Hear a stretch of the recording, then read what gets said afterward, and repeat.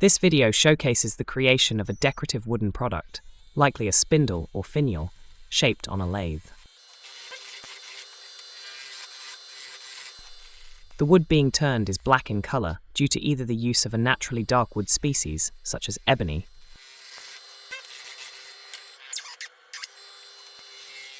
or a staining process applied to enhance its aesthetic. The craftsman uses precise lathe tools to shape intricate details, showcasing skill and artistry.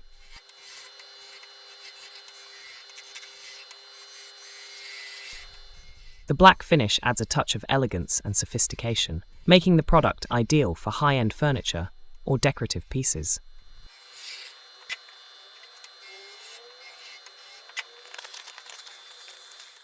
This process reflects the beauty and versatility of handcrafted woodworking.